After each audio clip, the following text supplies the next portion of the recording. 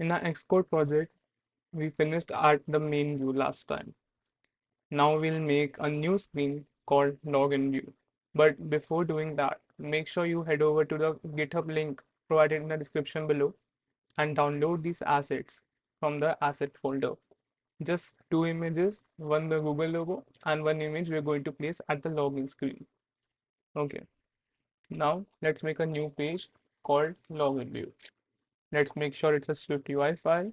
Click next, login view, and let's create. Now remember that the main view is the file that's getting loaded into our app. For now, let's simply put our login view inside our main view file. So when we load the app, we can actually see our login view. Let's start working on the login UI. Now remember in the image, we discussed how everything was laid in a vertical stack. So we'll use a V stack. We'll put our image. It's named login in the assets folder. So we can simply say login. To resize an image, we use .resizable, and to frame it, we'll say .frame. We'll give it a height of 400. Now for the text input fields, we'll make another V stack just to group them together. We'll put our text. We can simply say login. We'll make it bold. We'll give it the font of .title. We'll give it a frame where the max width is .infinity and the alignment is .padding. Alignment is .leading, I'm sorry. And we'll give it a padding of bottom, let's say 20. Now for a text fields, we'll use a default SwiftUI one called text field. To do that, we'll simply say add stack image system name. Now by using this system name, we are actually accessing SF symbols. We'll come to SF symbols more as we go on in this course, but for now, just follow along and just know that I have not downloaded these images separately, but I'm actually using Apple's SF symbols. I'll simply use envelope. I'll use a default SwiftUI text field where our placeholder would be email and our text variable to store the value entered by the user in this text field is email. Again, I'll explain later on why we are actually using a dollar sign here. It will come. I'll give it a frame. Actually, first I'll give it a padding of vertical. Let's give it a padding of 6. Let's put a divider here.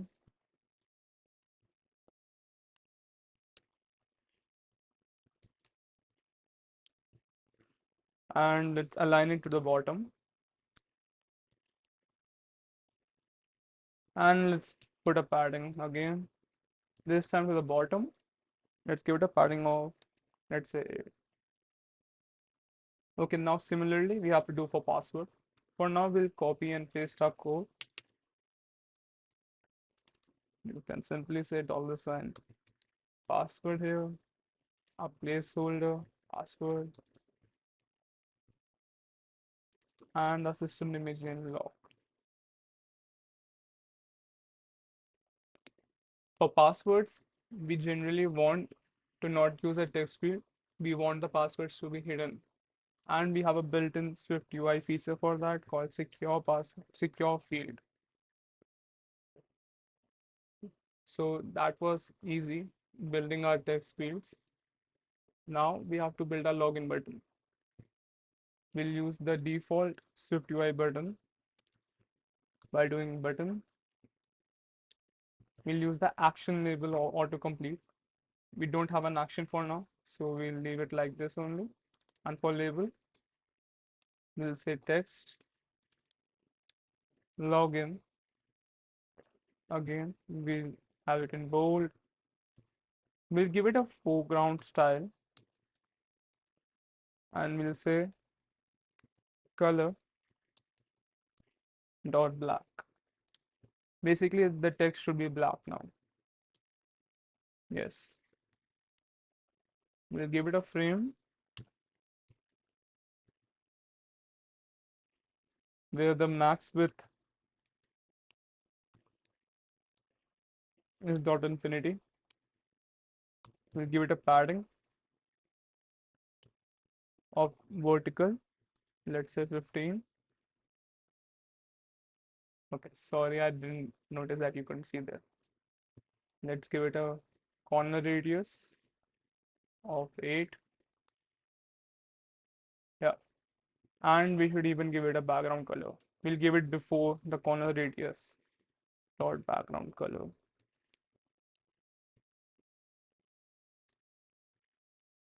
And it should be, for now, let's give it a gray. We will change this. We'll give this entire V stack some padding.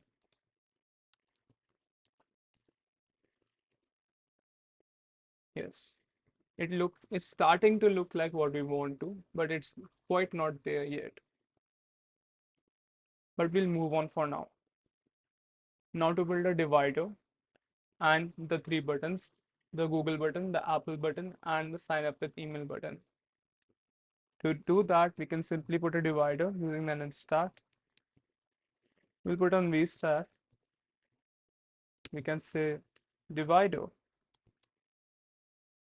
like we did previously in our text fields. We can have our text or, and we'll have another V stack divider. Or should be in the middle of both the dividers now. Yes. Now we'll make another V stack for our three buttons. We can say V stack and we'll give it a spacing of 10. So we won't have to deal with giving padding each time. Every item will have a spacing of, we can say button. Now the code will look very similar to our login button or a sign up button.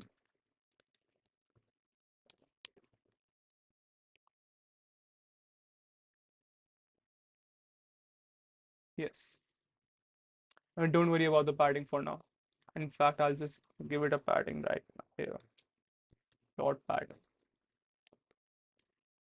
Okay, but the problem is I have to build two more buttons now. So I will just go around copy pasting the code. That doesn't seem right, yeah? For example, let's say you want to change the color of all your buttons, but now you're going to have to go in each and every one of them and change them separately. Well, a better way of handling things like this is making a button component and reusing that component throughout your project so that if you want to change something like a color of the button or the text, the font, you can do that only in one file and that will apply everywhere. So let's start by making a new folder. Let's call it components. I'll put the support folder over. We'll make a new file, make a SwiftUI file called TK button. Now why TK? You can simply name it button as well. But usually it's a common practice to have the acronym of your project. I'll just go with TK for now.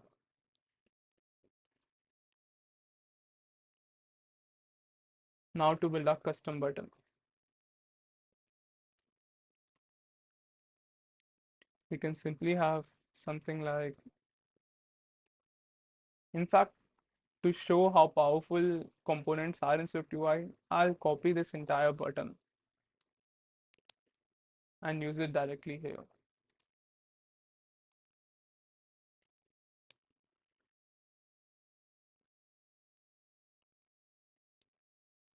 We have a button, but this is not exactly reusable, yes, because we don't want the text every time to say sign up and not right now, but eventually we want to provide different actions for different button. Sign up for sign up button, login for login button. but we can handle it very cleanly in SwiftUI. We can simply define the variables that we want the user to eventually put in. Like we can have the label variable, var label of type string. We can have even an image, var icon name.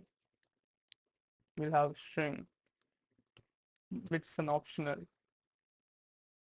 We can even have a var icon image, which is a type image. It's optional. And for action, we'll simply say var action, which is of type function that returns void. Now, this might be confusing to some of you, and I will explain them in detail when we'll actually build the functionality. We'll remove the preview for now. We do not really need it here. And now we'll start using these variables in our button. We can simply say action here. In our text, we can simply say label. Honestly, this would be enough, but in some of our buttons, we are using an SF symbol, and in some of our buttons, we are using images from our assets. That's why I have two different variables, one icon name for SF symbol and one icon image when I want to use image from my assets folder.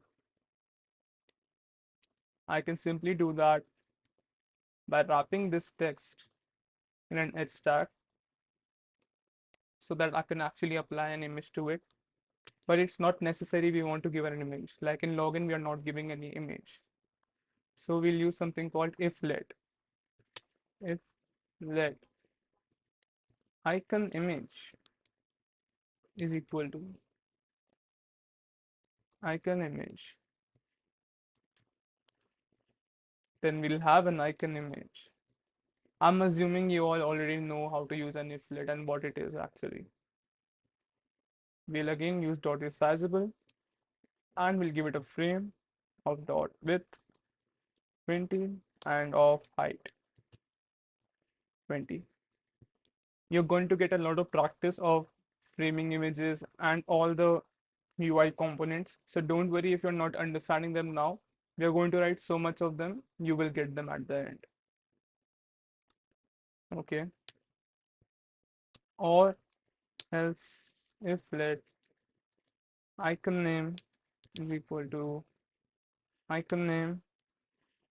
Here we'll say image system name icon name. Basically, we are using SF symbol here and we'll have the same size. If we don't have both of them, it's okay. We'll still have a text with label. But now we don't want to give a framing just inside a text. We want the entire stack with the image to have the frame, the padding. So we'll move a corner radius, a background, a padding, and a frame from the text field to the edge tab, or rather to the button.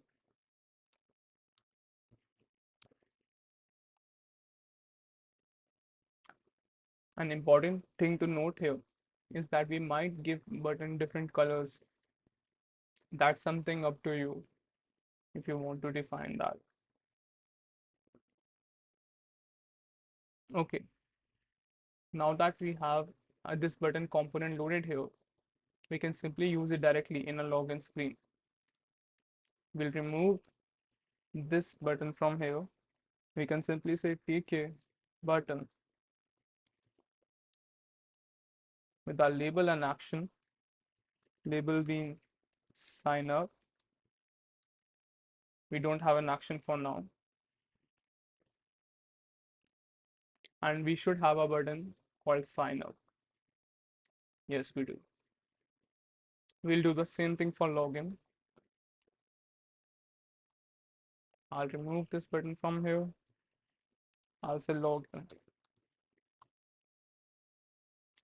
Yeah, and we still have the login button. But this doesn't look the same as what we had in the image. So now, what's the beauty of using components? I just have to change the code once. Our background for the button was white. So how was it actually visible? Well, we used something called shadows.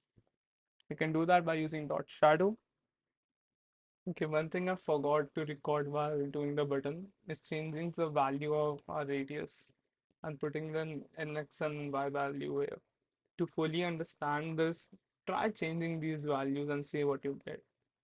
It won't be very fruitful for me to explain each and everything about the UI when you can just go around and play with it and understand it better. Okay, now to build a Google sign in and Apple sign in button. For Google sign in button, we'll also use our TK button. You can simply again say label, let's say sign in with Google. We don't have an action yet, so we'll simply press return here. And this time, let's provide an icon image of image, and we have it saved as Google in our assets folder. We have a Google image lined up here. We also want an envelope symbol with a sign up. We'll say sign up with email, comma, icon name, and we'll say envelope. Again, to know more about SS symbols, you can download SS symbols or I'll explain it in the further videos. Comment down below. To build the Apple button is different. We won't be using TK button. As for the functionality of it, I like to use the default Apple sign-in button which they have provided. To use that, we'll have to import authentication services like this. Import authentication services. They provide a lot of functionality, useful functionality with the default button. So I don't like to mess around with the default sign in with Apple button.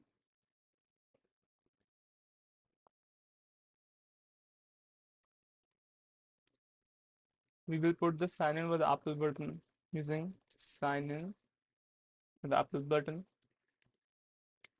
We will say it's a sign in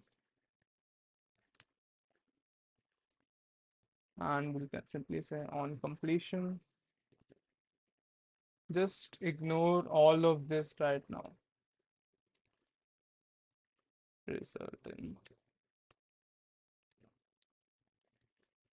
Resulting. We have a sign in with Apple button. We can't really see it. We can customize even the sign in with Apple button, even though we are using the default one. We can give it a height of 50. I'll give it a max width of dot infinity. By the way, you cannot really put the max width and the height together. You can put the normal width and height together. So just keep that in mind.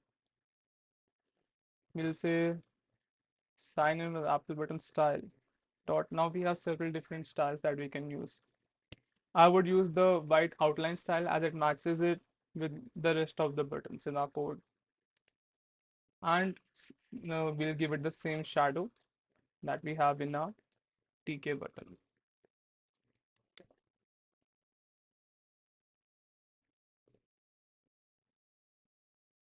We have a sign in with Apple button, but we can't really see it. We'll give it a padding, the whole V stack. Okay, so a lot of this empty space is currently being occupied by the image because I gave it a height of 400. I needed to get a height of 200 and the width 200 as well. And yeah, that's it. We have a basic login file, a login view made.